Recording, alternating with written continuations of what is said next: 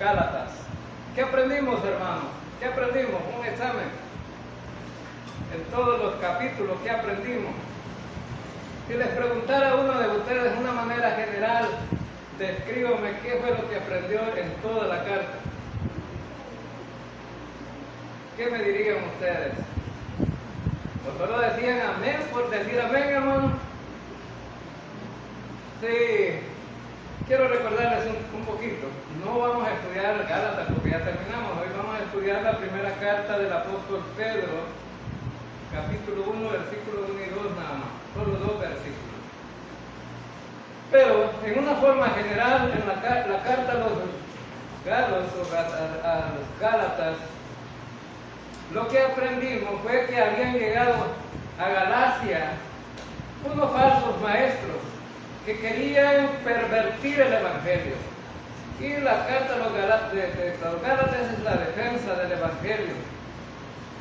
Habían pervertido el Evangelio introduciendo algunas cosas adicionales que eran parte de la ley, por ejemplo la circuncisión. Le decían a los hermanos de Galacia, es cierto que somos salvos por la fe, pero también necesitamos circuncidarnos para sellar la salvación. Es como que les dijéramos hoy día, sí, es cierto, somos salvos por la fe, pero necesitamos bautizarnos. Eso estaría mal, porque la salvación no ayuda a salvar. El bautismo no ayuda a salvar.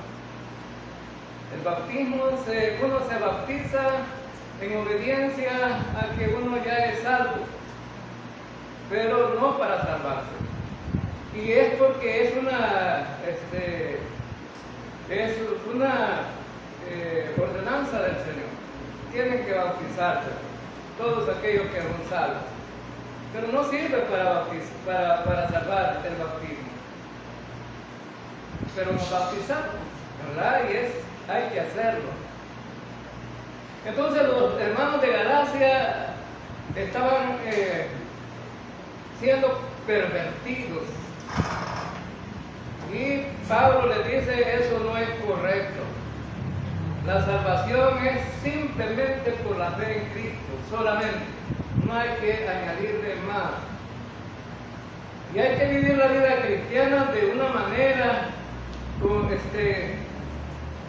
manera con toda libertad, pero que esa libertad no se vuelva libertinaje, porque aquellos que entienden que hemos sido salvos por la gracia de Dios, dicen, bueno, si ya somos salvos, entonces hay que vivir como nosotros queramos. No es así.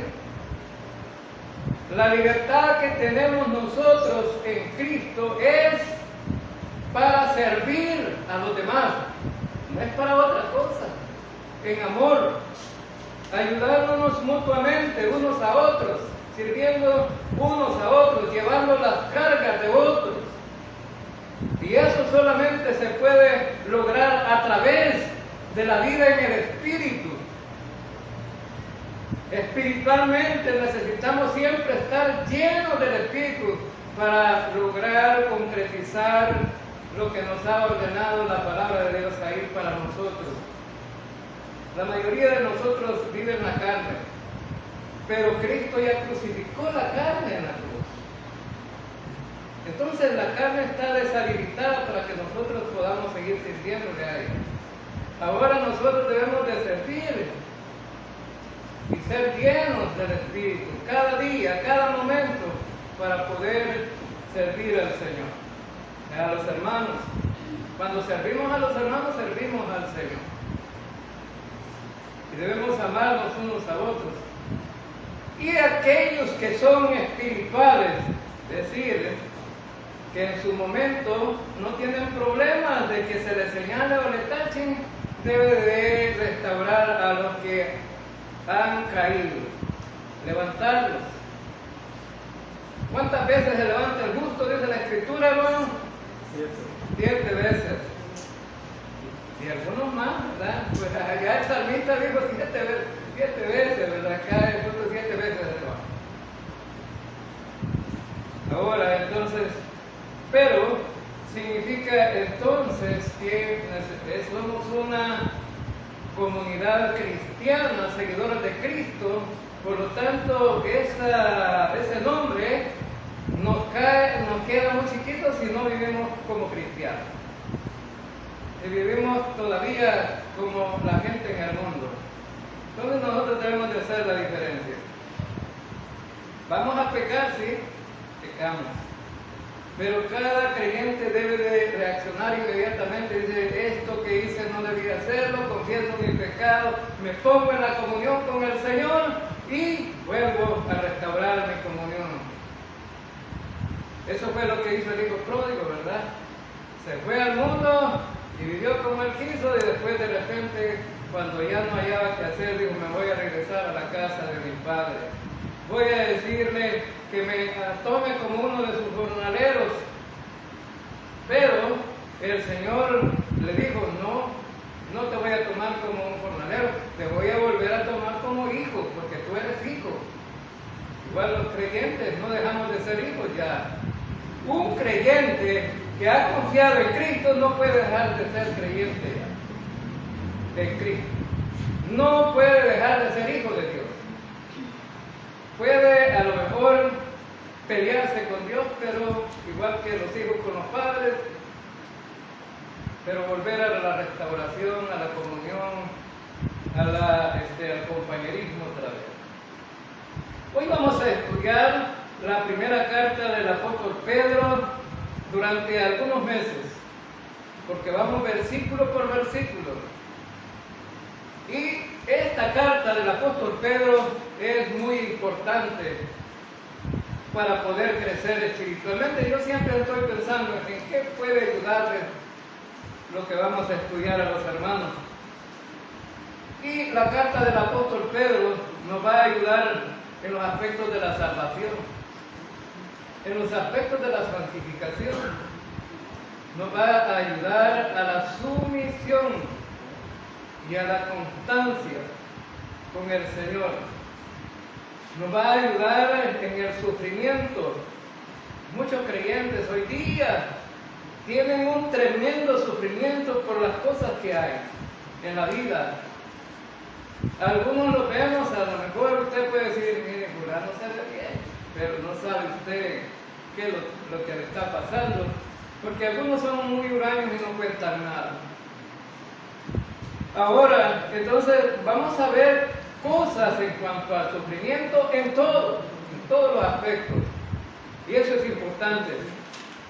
El versículo 1 de la primera carta del apóstol Pedro dice, Pedro, apóstol de Jesucristo, a los expatriados de la dispersión en el Ponto, Galacia, Capadocia, Asia y Bitinia, elegidos según la presencia de Dios Padre en santificación del Espíritu, para obedecer y ser rociados con la sangre de Jesucristo. Gracia y paz os sean multiplicadas.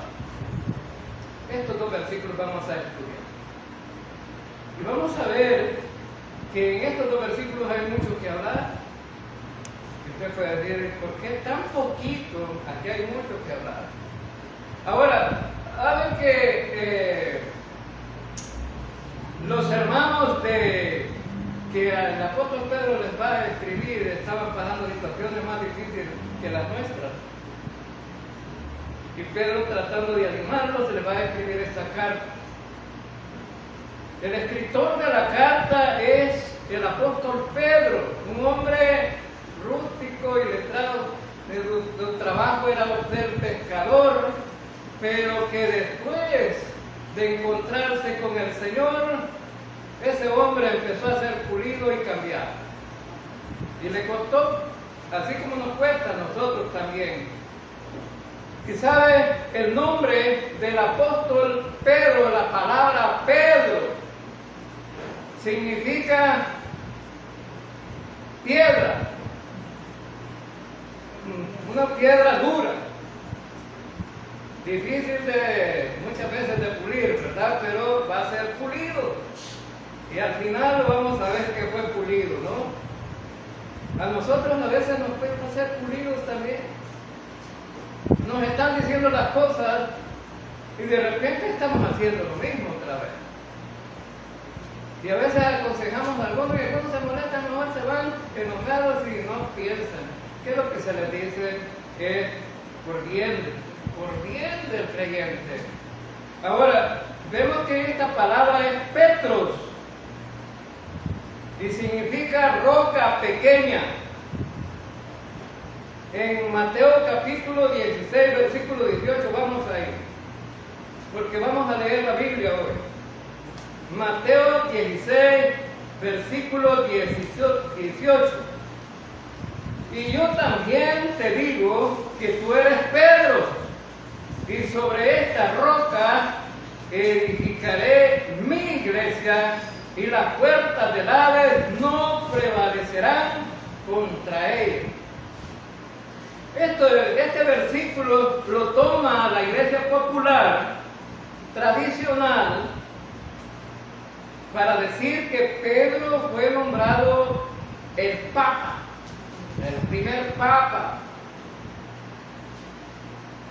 Ahora, Pedro no se estaba refiriendo a Jesús, le estaba diciendo, tú eres Pedro, tú eres piedra pequeña, le estaba diciendo Jesús.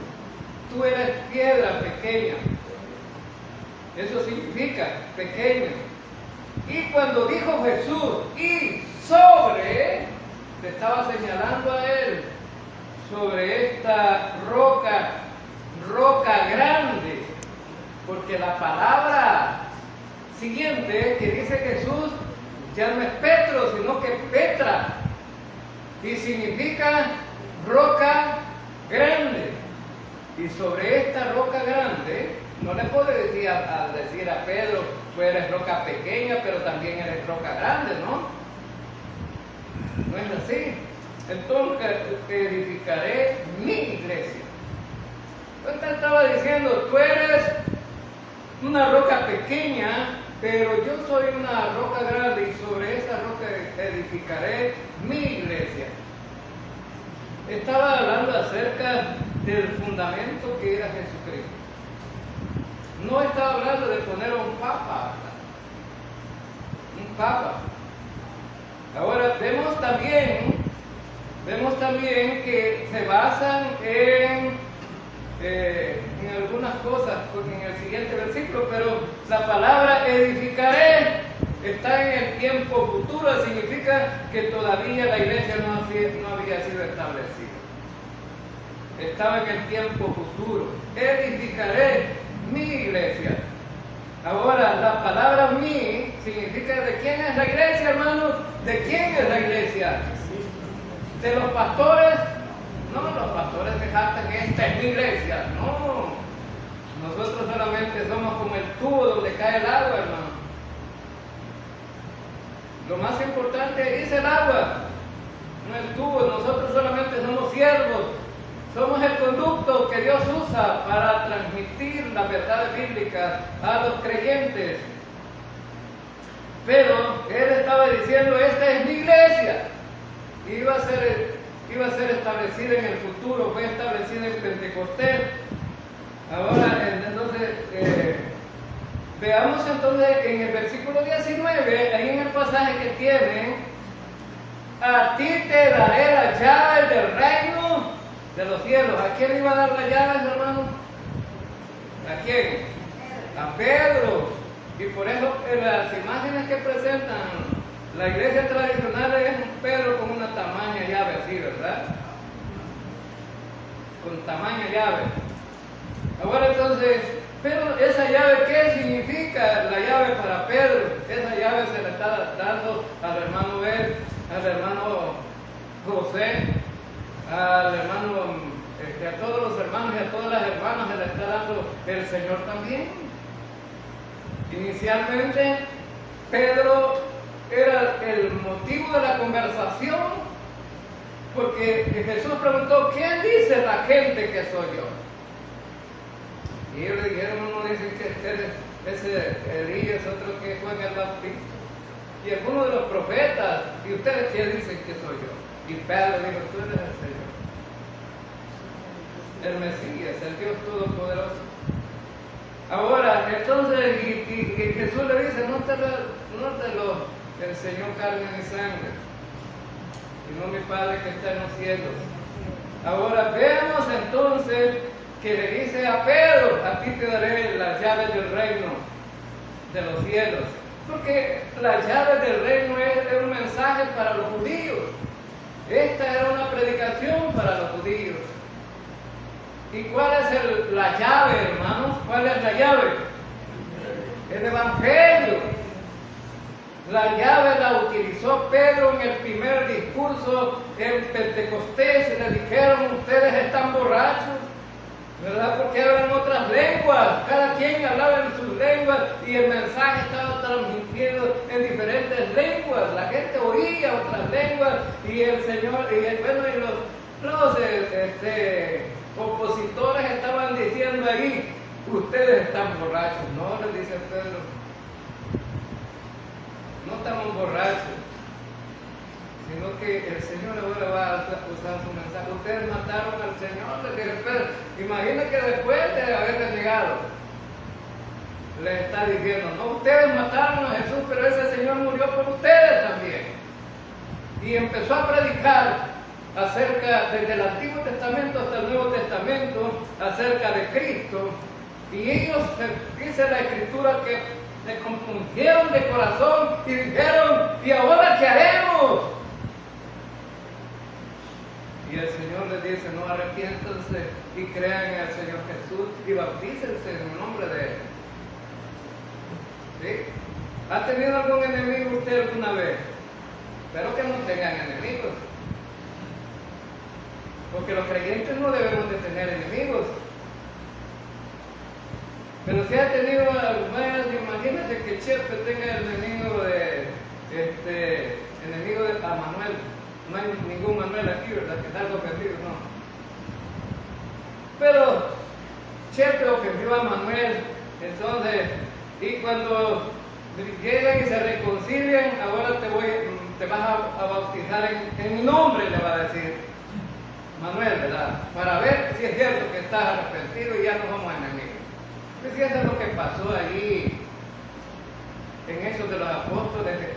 Pedro les está diciendo, bautícense en el nombre de Jesús, a ver si es cierto que están arrepentidos. En el nombre de Jesús, porque ellos decían que Jesús era un impostor y no lo querían a Jesús. Ellos lo mataron. Entonces, ¿qué más sabemos de Pedro? Bueno, era llamado Cefas también, ¿verdad? Pero Cefas en arameo también significa piedra. En arameo significa piedra. Y en griego significa también piedra. Es que es el mismo nombre. También era llamado Simón, y esa palabra Simón significa saber escuchar, pero era una característica que Pedro no tenía. Imagínense, no le damos muchas veces honor al nombre, ¿verdad? Es a veces como aquellos que tienen su título, ¿verdad? El abogado no puede defender a su familia, no se busca otro abogado. El arquitecto no arregla su casa, ¿verdad? Arregla los de los demás.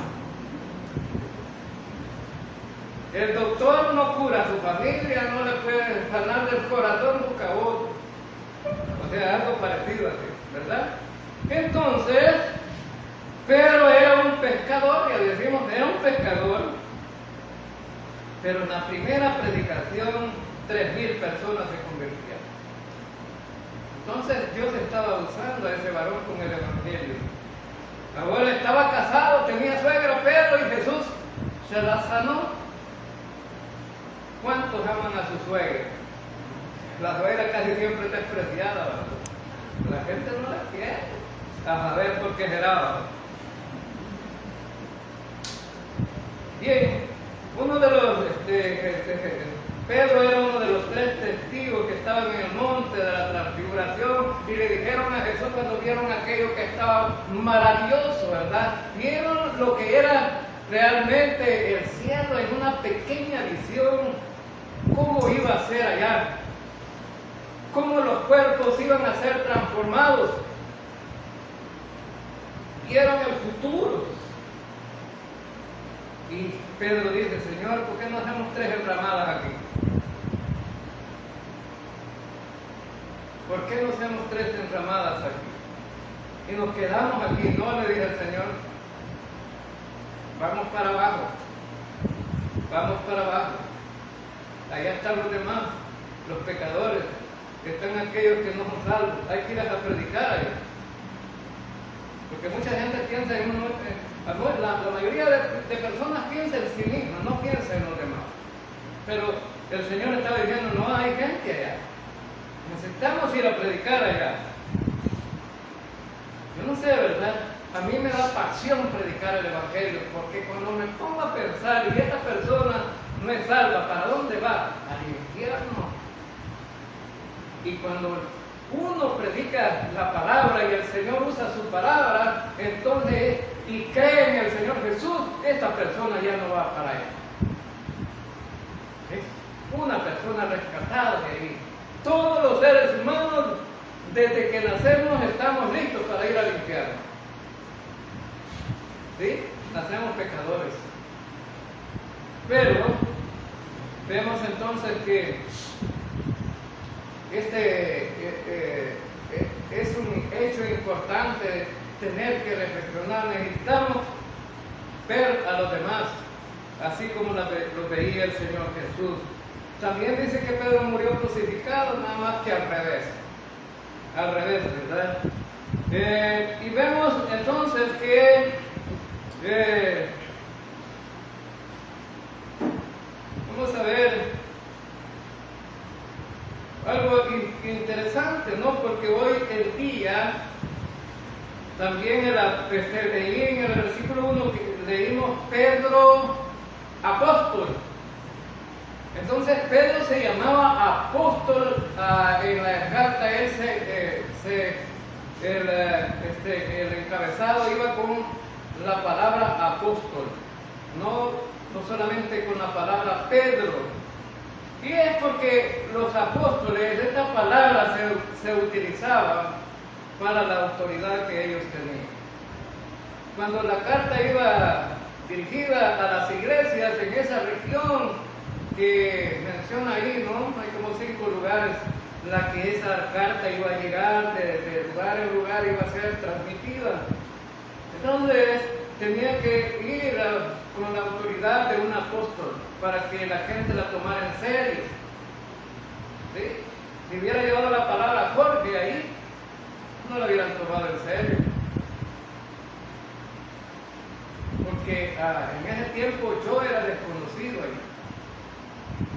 Pero vemos entonces que esa palabra se puede utilizar en 2 sentidos. Uno en un sentido limitado que solamente era para 12 personas y posteriormente otra más, el apóstol Pablo. Entonces, pero en un sentido más amplio, cualquiera que lleva un mensaje, porque la palabra apóstol significa alguien enviado con un mensaje específico. Eso significa la palabra apóstol. Un enviado con un mensaje específico. Entonces, un apóstol puede ser el cartero que lleva las cartas. Puede ser el mensajero que lleva un mensaje.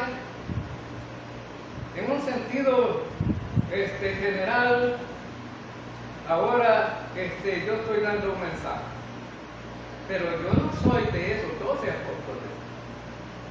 Ahora, y por eso hoy día han surgido una escuela de apóstoles, pero se autodominan apóstoles ellos mismos. Y para ser un apóstol de Jesucristo, de esos 12 que él nombró inicialmente, hay requisitos que cumplir. Y si no se cumplen esos requisitos, no puede ser apóstol. Los apóstoles de hoy día dicen, anda a mi escuela de apostolado, ahí te voy a capacitar y luego vas a ser un apóstol, te voy a dar cobertura de todo Centroamérica y allí vas a estar con esa cobertura y esa gente de toda esa zona la vas a dirigir tú y vas a tener bendiciones de toda esa gente. Y lo hacen con propósitos personales, ¿no? Mezquinos. Ahora, ¿cuáles son los requisitos para ser un apóstol? En primer lugar, en Mateo 10, capítulo 1 al 5, no lo vamos a leer. Espérenme un momentito, no lo vamos a leer, pero lo vamos, ténganlo ahí el pasaje. Mateo 10, del 1 al 5. Bien, ténganlo ahí, porque primero quiero decir algo más. Si no es nombrado personalmente por Jesucristo, alguien no puede ser apóstol. No puede ser apóstol. Porque uno de los requisitos era que fuera nombrado por él, por Jesucristo. Por ejemplo, leámoslo ahorita. Por ejemplo, dice: entonces, llamando a sus 12 discípulos, les dio autoridad sobre los espíritus inmundos, para que los echasen fuera y para sanar toda enfermedad y toda dolencia. Los nombres de los 12 apóstoles son estos: primero Simón, llamado Pedro, y Andrés, su hermano, Jacobo, hijo de Zebedeo, y Juan, su hermano, Felipe, Bartolomé, Tomás, Mateo, el publicano, Jacobo, hijo de Alfeo, Lebeo, por sobrenombre, Tadeo, Simón, el cananista, y Judas Iscariote, el que también le entregó. Ahí están los apóstoles, que fueron llamados por Jesucristo. Fueron llamados por Jesucristo. Esos sí son verdaderos apóstoles. Ahora, los apóstoles que aparecen hoy, como Ronnie Chávez, como todos esos Cailuna, como todos esos predicadores famosos en la televisión, esos no son apóstoles. No son apóstoles.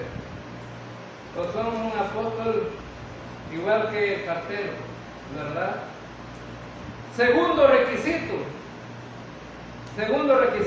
haber visto la resurrección de Jesucristo. Solo aquellos que vieron la resurrección de Jesucristo cumplían con el estándar que Jesús pedía. En 1 Corintios capítulo 9, buscamos ahí, 1 Corintios capítulo 9, versículos 1 y 2. No soy apóstol, no soy libre, no he visto a Jesús el Señor nuestro, no soy vosotros mi obra en el Señor. Si para vosotros no soy apóstol, para vosotros ciertamente lo soy, porque el sello de mi apostolado sois vosotros en el Señor. Ahora vemos ahí que Jesucristo, el apóstol Pablo está diciendo que también vio a Jesucristo resucitado. Y él era apóstol. Él vio a Jesús el Señor. ¿Y cuándo lo vio? Cuando tuvo el encuentro personal con Jesús y fue llamado. Y también cuando lo capacitó en Arabia. Por 3 años estuvo siendo capacitado el apóstol Pablo. Vemos entonces, tercer requisito. Hechos capítulo 5, versículo 12 dice: por mano de los apóstoles se realizaban muchas señales y prodigios entre el pueblo, y estaban todos unánimes en el pórtico de Salomón. Uno de los requisitos era hacer milagros. Pero ahora han aparecido muchos farsantes haciendo milagros, ¿no? Salen en la televisión y obligan a la gente: ya, ponte de pie. Tienes que levantarse de esa silla. Y el pobre enfermo, como puede, ¿verdad?, da un patito ahí y te vuelve a caer. Ya casi está. Y después de esa levantada ahí, lo llevan al hospital porque está más peor todavía. Ahora entonces, en 2 Corintios capítulo 12, versículo 12, entre vosotros se operaron las señales de un verdadero apóstol con toda perseverancia por medio de señales y prodigios y milagros. Este era el apóstol Pablo. Pablo está diciendo que él mostró todas las señales también. Entonces, como Judas se murió y quedaron 11, y los apóstoles se desesperaron y dijeron, vamos a poner uno quizás, porque el Señor nombra 12, no es posible que quede un vacante aquí. Y nombraron a Matías, echando suerte. Pero lo más seguro que el apóstol Pablo va a cubrir el espacio de Matías, allá en el reino. Bien, entonces vemos aquí donde por eso Pedro se describe de esa manera, para enfatizar su autoridad. Bien, y también para mostrar que esa autoridad le daba el espacio para poder exhortar y para poder resolver problemas, porque era un problema que se estaba dando, ¿no? Muchas veces en las iglesias, y muchas veces había que animarlos y fortalecerlos. Aquí en Hechos de los Apóstoles resolvieron un problema los apóstoles en Hechos capítulo 6, versículo de 1 al 4, como una respuesta a lo que acabamos de decir. En aquellos días, como crecía el número de los discípulos, hubo murmuración de los griegos contra los hebreos, que las viudas de aquellos eran desatendidas en la distribución diaria. Entonces los 12 convocaron a la multitud de los discípulos y dijeron, no es justo que nosotros dejemos la palabra de Dios para servir a las mesas. Buscad pues, hermanos, de entre vosotros a 7 hombres de buen testimonio, llenos del Espíritu Santo y de sabiduría, a quienes encarguemos de este trabajo. Nosotros persistiremos en la oración y en el ministerio de la palabra. ¿Cuál era el problema ahí? Unas viudas estaban siendo atendidas y las otras desatendidas. Pues sí, ¿verdad? ¿Se han fijado ustedes que a algunos les gusta repartir? A la hora de la repartida, hasta sorprende, yo voy a repartirte. Pero ¿a quién le dan primero, hermano? ¿A quién le dan primero? ¿A los particulares? No, a la familia. Atienden primero a la familia, ¿verdad? Y si queda, le dan a los demás. Entonces, algo así estaba pasando ahí. Algo así estaba pasando, es decir, estaban atendiendo más a las judías que a los gentiles no las estaban atendiendo. Por eso Pedro dice, vamos a resolver esto. Bueno, los apóstoles dijeron, vamos a resolver esto. Nosotros no podemos dejar de predicar y de enseñar y de orar. Necesitan hacer lo otro. Y nombraron a 7, llenos del Espíritu Santo. Solo cuando está lleno del Espíritu Santo uno puede actuar bien, hermano. No hay favoritismo. Es equitativo y es correcto. ¿Sí? ¿No ha ido a algún lugar usted que a veces la gente pasa con la bandeja al lado de usted y usted no lo mira? No son equitativos ni correctos. Y pasa con usted, pero no lo mira. Y usted no lo traga orejo, ¿verdad? Y los otros están comiendo. Ahora, tremendo, ¿verdad? Entonces los receptores de esta carta eran principalmente los cristianos judíos, eran judíos, aunque había algunos gentiles. Pero vemos entonces que estos son descritos ahí en el versículo que leímos, en 1 Pedro capítulo 1, son descritos como peregrinos de la dispersión. La palabra peregrino significa una persona con residencia temporal. Con residencia temporal. ¿Sabe quiénes son peregrinos ahora en Estados Unidos? Los que les dan el TPS, ¿no? Que les dan un carnet para trabajar, pero están temporalmente ahí, no están seguros todavía hasta que les den la residencia permanente o la ciudadanía. Entonces, hermanos, nosotros somos en esta tierra peregrinos. Amén. Somos peregrinos. ¿Por qué? Porque nuestra ciudadanía no está aquí. Vamos a Filipenses capítulo 3, versículos 20 y 21. Dice: mas nuestra ciudadanía está en los cielos, de donde también esperamos al Salvador, al Señor Jesucristo, el cual transformará el cuerpo, la humillación nuestra, para que sea semejante al cuerpo de la gloria suya, por el poder con el cual puede también sujetar a sí mismo todas las cosas. ¡Qué maravilloso!, ¿no? El apóstol Pablo, escribiendo la carta a los filipenses, en estos dos versículos estaba diciendo: no se preocupen tanto por esto que vivimos aquí en esta tierra. Aquí somos pasajeros. No, ¿verdad? Los seres humanos nos aferramos tanto a lo que tenemos aquí en esta tierra, y un día se va a quedar todo ahí. Se va a quedar todo ahí. Hermanos, vamos al culto. Tengo que ordeñar la vaca. Hermanos, vamos al culto. Fíjense que acabo de comprar un televisor nuevo de panteros, de pantalla. Lo voy a instalar. No tengo tiempo para ir al culto, porque yo voy a ver a la selecta. Hermanos, vamos al culto. Hermano, no me queda tiempo, tengo mucho trabajo. ¿Sí? Tengo mucho trabajo. Y aquel que trabajó tanto, llenó los graneros tanto, y de repente dice: compro una hamaca, me acuesto a descansar porque tengo muchos bienes, y compro una Coca-Cola y una Zalpora, me pongo a ver televisión, y el Señor le dijo: necio, esta noche vienen a pedir tu alma, y todo lo que tienes, ¿de quién será?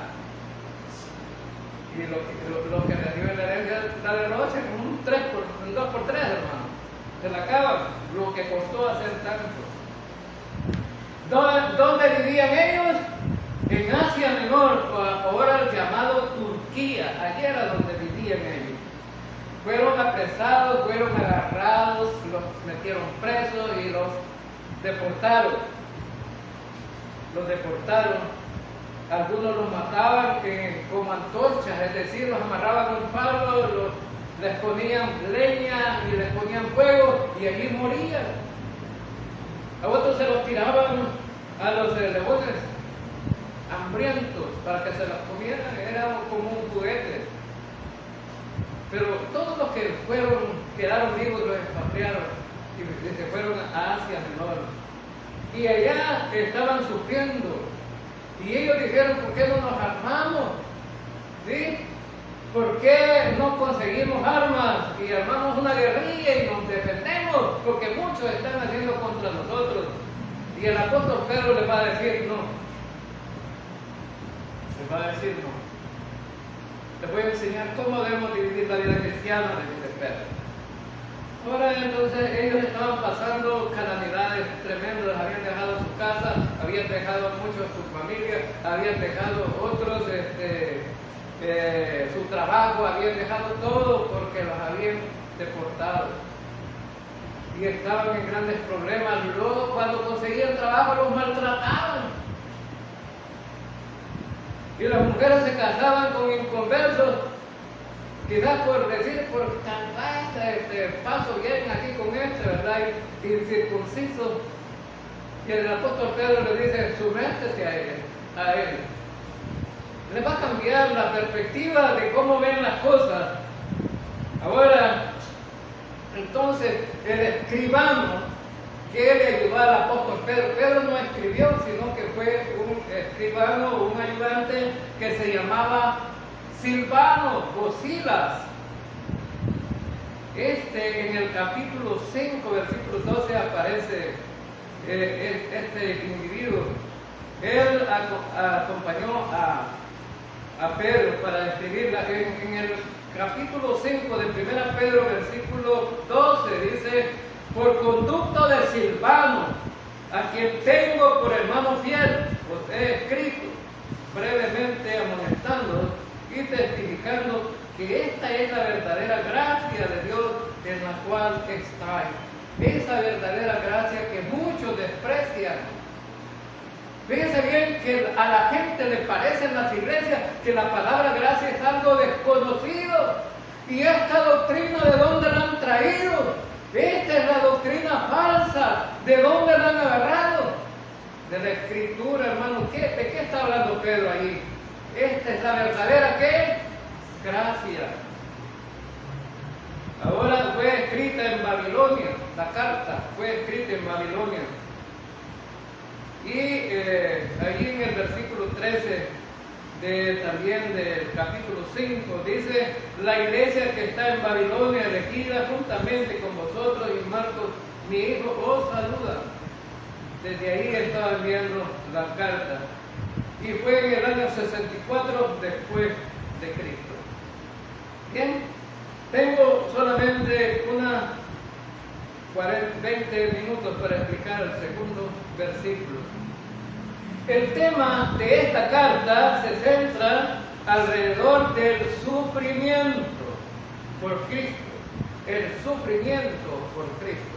O sea, si le tendríamos que poner un tema al estudio, es el sufrimiento, los creyentes sufriendo por Cristo, en relación a la salvación, a la santificación, a la sumisión, el servicio y la constancia. Y la constancia, el servicio y la constancia. Entonces vemos aquí que todo esto era importante. Todos estos eran temas relevantes en los cuales vamos a estudiar durante toda la carta. Lo último es la constancia. Y usted me puede decir, hermano, y es de la venta de cerveza que está allá en San Salvador. No es esta venta, la constancia social, no se ve. No es eso. La constancia es el servicio que una persona puede hacer y que no lo deja botado. ¿Sí? Esa es la constancia. Así como el novio va a enamorar a la novia, ¿verdad? Y no deja ni un día. Todos los días va y quería manejar otra vez para que dijera estar con la novia. No lo detienen temporales, terremotos ni nada. A tal grado que el padre tiene que decir: ya es noche, ya son las 9, ya es noche, es hora de acostarse, y el novio ahí no se va, necio. Eso se llama constancia. Constancia en el servicio, y aunque haya sufrimiento por el Señor. Algunos se van mejor, no, dicen: estoy sufriendo mucho, ya no sigo más, ya no sirvo al Señor, y dejan su ministerio. Bien, pero de todas maneras vamos a hablar de eso. Las características de la carta son: es una carta práctica dirigida a creyentes que estaban pasando por pruebas. ¿Por qué pueden tener pruebas los creyentes? Por diversas maneras, y ya lo vamos a estudiar más adelante. Puede ser por la sana doctrina. Cuando uno presenta la sana doctrina, la gente no quiere. No quiere. Ahí vienen esos bautistas, por ejemplo, solo de la gracia hablan y el evangelio. No, de eso no quiero saber. No quiero saber. Ahora, pero es una doctrina bíblica. Que esto, miren, que solo del rapto de la iglesia hablan. Y la gente no le gusta oír sobre el rapto porque le gusta vivir aquí en la tierra. Pero un día Cristo nos va a llevar, hermano. ¿O se va a quedar usted aquí? No. Si se queda es porque no es salvo. Bien, entonces es una carta pastoral, porque es Pedro quien le escribe, y él se llama Pedro. Pedro también se llama anciano. En capítulo 5, 1 dice: ruego a los ancianos que están entre vosotros, yo anciano también con ellos, y testigo de los padecimientos de Cristo, que soy también participante de la gloria que será revelada. Bien, ahora hermanos, en el versículo 2, al enfrentar pruebas difíciles, Dios quiere animarte a recordar que lo que Dios ha hecho por ti. A veces estamos en sufrimiento, tenemos sufrimientos diversos, ¿verdad? Con diversas cosas, y decimos: no, Señor, pues aquí me está yendo mal y pienso que tú no me estás haciendo caso. Yo te pido, Señor, y no se ven las respuestas, y a la gente quiere como tirarse al mar y hundirse y ahogarse. ¿Cómo debemos de enfrentar la prueba? No mirando la prueba, sino mirando al Señor. Amén, hermano. Mirando al Señor, porque Él es el Todopoderoso. Estamos en sus manos. Él nos sostiene en sus manos.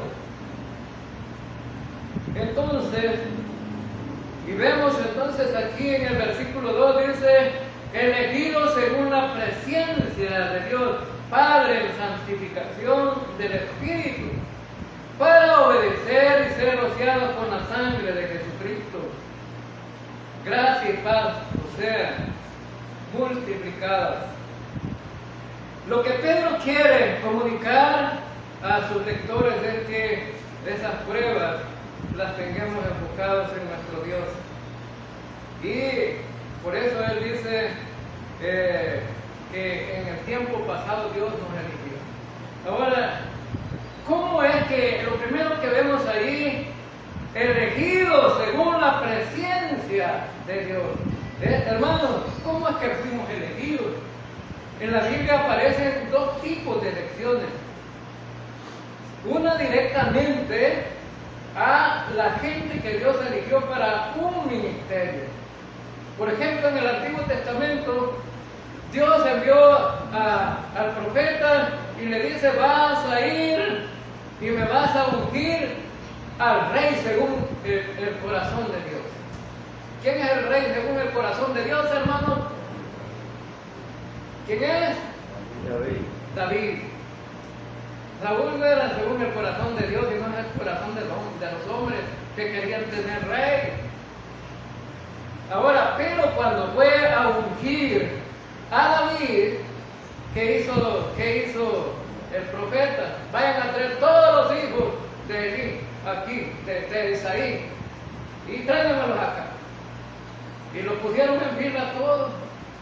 Este grandote de él, dijo el profeta, ¿verdad? No, le dijo el Señor, no es él. Y este yo pensé que era el que tiene mejor apariencia, tamaño, hombre. No, hombre, pelo colocho, ¿verdad? Como dijimos. ¿Cómo quieres el pelo colocho? Mi nieta es pelo colocho, no quiere pelo colocho, pelo liso quiere. Ahora entonces, y vemos ahí que guapo el hombre, no, ese no es, dice el profeta, Dios me dijo que no. Tráigame el otro y uno por uno, ¿no? Iban pasando, estos no son ninguno. Habían dejado a David cuidando las cabras, No quieren más, dijo el profeta. ¿Cómo no tenemos a Cipote ahí cuidando cabras? Es pastor, este es el pastor. Y estos otros no son soldados. Vayan a traerlo, dijo el profeta. Traen al Cipote chiquito, ¿no? Este es, dijo el profeta. Este es el ungido. Y cuando lo ungió, eso significaba que ese hombre ya había sido elegido.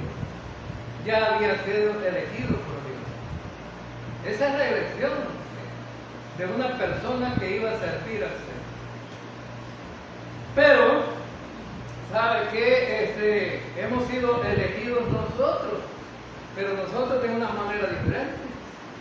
¿Verdad que a nadie le tiran tirando con el cuerno con aceite aquí? ¿Verdad que nadie? ¿Y ustedes? No. ¿Y sabe qué? Ese hombre que Dios elegía en el Antiguo Testamento, eso no cambiaba. Ahí se quedaba eso. Y cuando llegaba el tiempo de Dios, decía, vaya, ¿qué va a hacer?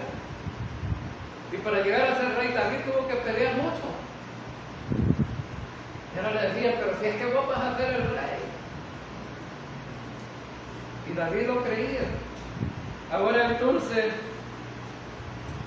la palabra elegido o elección es una palabra que se usa tanto en el Antiguo Testamento como en el Nuevo Testamento y se va a usar para la tribulación.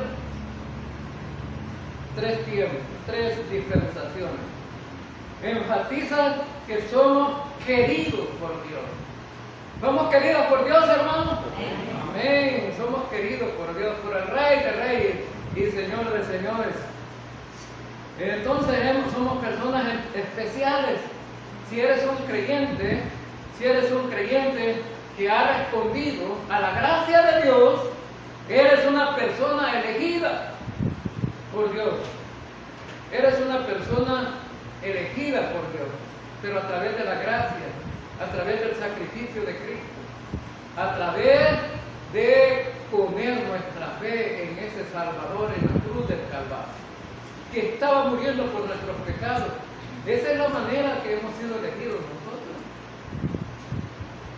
A través de la cruz de Cristo, muriendo ahí, derramando su sangre y nosotros creyéndolo. ¿Qué dice Juan 3:18? El que en él cree no es condenado, pero el que no cree ya ha sido condenado. Entonces el que cree ha sido elegido por Dios. Pero los calvinistas, hay 2 escuelas. Hay 2 escuelas. Una se llama calvinista y otra se llama arminiana. Ellos tienen una interpretación diferente de esto, pero vamos a ver algunas cosas aquí. Los calvinistas dicen que Dios ha elegido ciertas personas para ser salvas y el resto que no ha sido salva, Dios la ha elegido para condenarla. ¿Es cierto eso, hermano? No es cierto. Porque ellos se basan en que Dios eligió a ciertos hombres en el Antiguo Testamento y fue directo, sí. Pero ahora, en el tiempo, en la dispensación de la gracia, Dios nos ha elegido a nosotros, no de esa manera, como dicen ellos, que nos ha elegido los que se van a salvar y ha elegido los que se van a condenar. ¿Cómo es que Dios nos ha elegido, hermano? ¿Cómo es que Dios nos ha elegido? Por la presciencia. Presciencia. La palabra presciencia significa que Dios lo sabe todo. Lo sabe todo. Sabía Dios de antemano quiénes iban a confiar en Cristo. Sí. Y por eso Él dice, bueno, en la predestinación significa el cerrar a cada quien que ha sido predestinado. Dice que sí ha sido salvo. ¿Pero cómo? Porque ya Dios lo sabía quién iba a responder al Evangelio. Pero no es. Ahora, ¿y cómo sabemos que no es así? La Escritura lo dice. Leamos algunos versículos. Pongan su Biblia a disposición, porque vamos a leer unos versículos. ¿Qué dice la Escritura? 1 Timoteo 2, versículos 5 y 6. 1 Timoteo 2, versículos 5 y 6. Porque hay un solo Dios y un solo mediador entre Dios y los hombres, Jesucristo hombre, el cual se dio a sí mismo el rescate por todos, de lo cual se dio a testimonio a su debido tiempo. ¿Por cuántos murió Cristo, hermano? Por todos, por todos. Pero si usted le pregunta a un calvinista, ¿y cómo dice aquí? Por todos, sí, todos aquellos que iban a ser salvos nada más.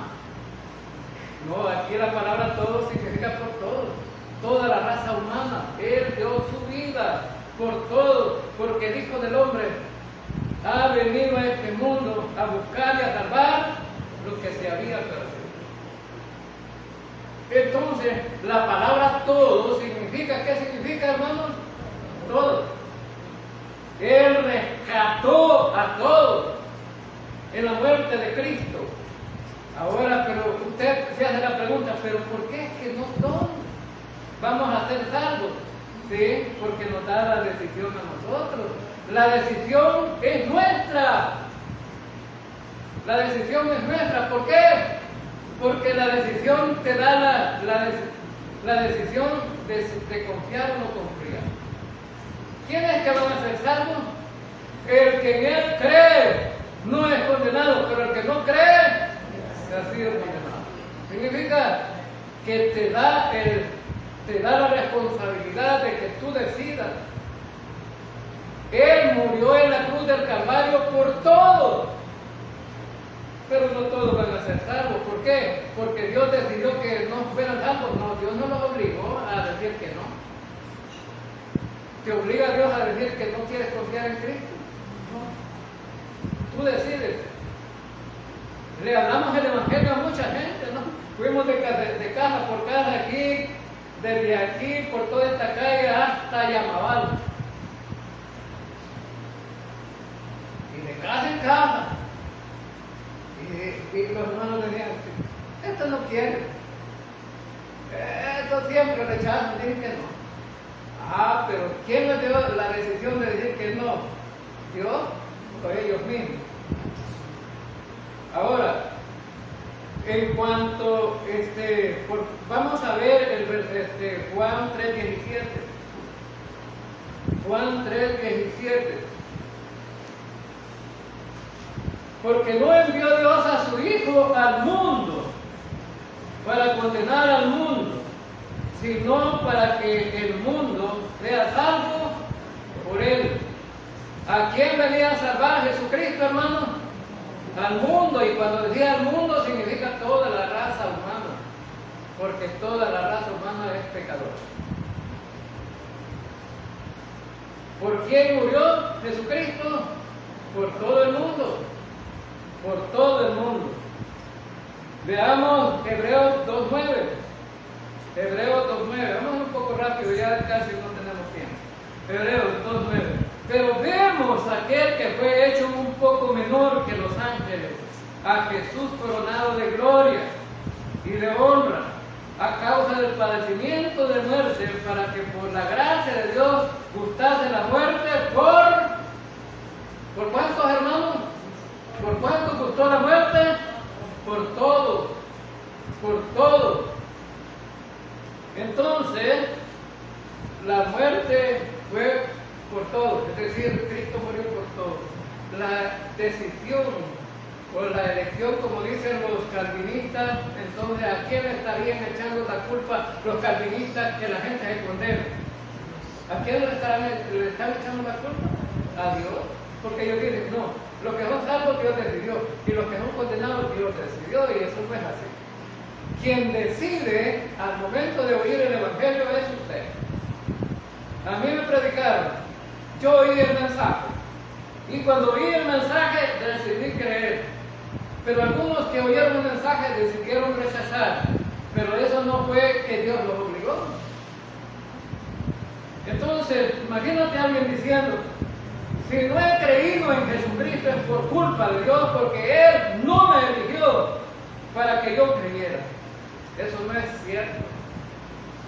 La muerte de Cristo fue para todos.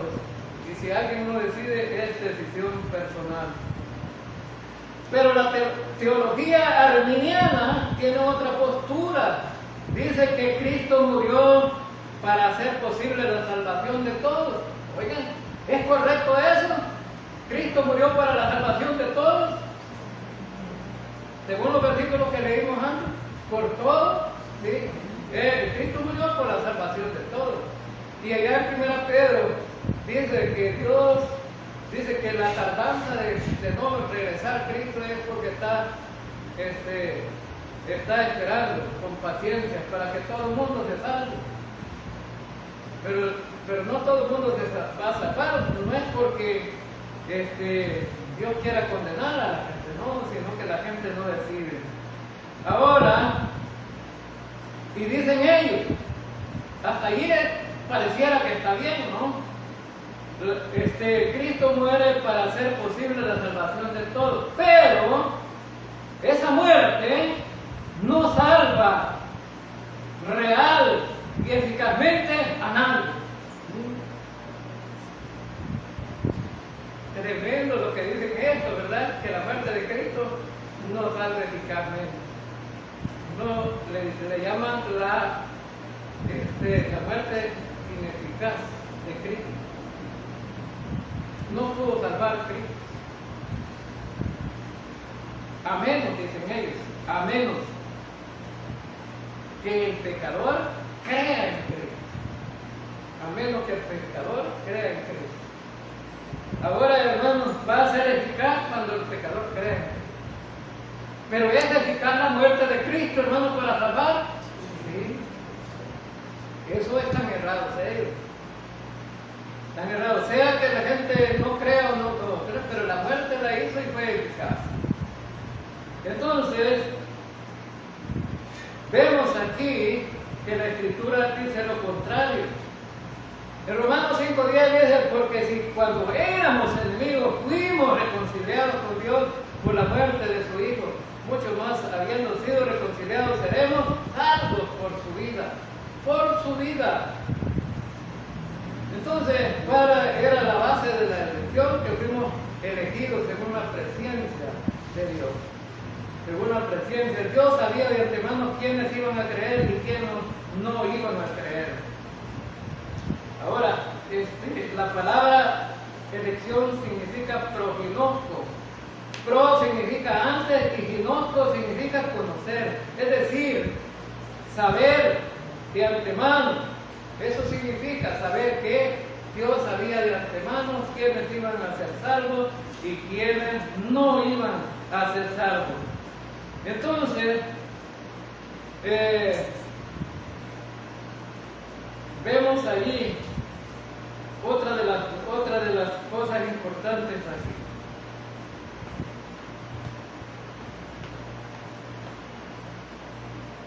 Vemos en el versículo también, en el versículo que tenemos como base, el versículo 2, dice, elegidos según la presencia de Dios. ¿Qué más dice el versículo? Dice también,